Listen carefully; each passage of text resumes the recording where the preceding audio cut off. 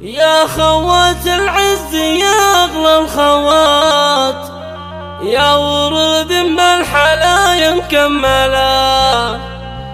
يا خواتي يا نجوم العاليات، شامخات وللسنع والله لا.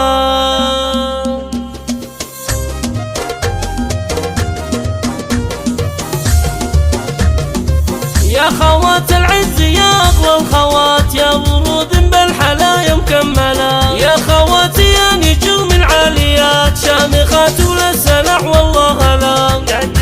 شاش راسي لأجلك وبياتي جات، بالغلا والحب جات محملة، راسي مالي يا خوات الغاليات، من أبو فايز حروفي مرسلة.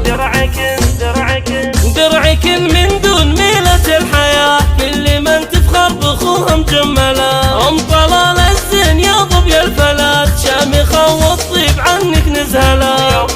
ويا أم سعود الفارقة بأحلى الصفات، شيخة الشيخات وانت الأولى، وإن حكينا عن وصوف المترفات، أم عادل فيها نلقى الأمثلة، وأم سلطان بين كل السيدات، سيدة بأعلى الوصوف المذهلة، وأم ماجد كاملة ثقل وثبات، كل تفاصيل المحاسن حاملة،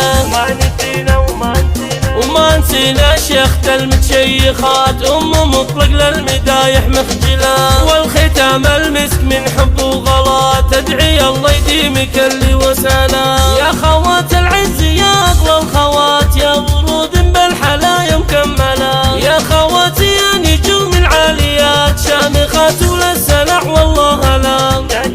شاش راسي لأجلك وبياتي جات، بالغلا والحب جات محملة، راسي مالي يا خوات الغاليات، من أبو فايز حروفي مرسلة.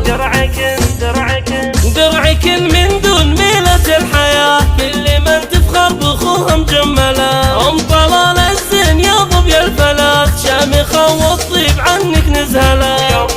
ويا أم سعود الفارقة بأحلى الصفات، شيخة الشيخات وانت الأولى، وإن حكينا عن وصوف المترفات، أم عادل فيها نلقى الأمثلة، وأم سلطان بين كل السيدات، سيدة بأعلى الوصوف المذهلة، وأم ماجد كاملة ثقل وثبات، كل تفاصيل المحاسن حاملة،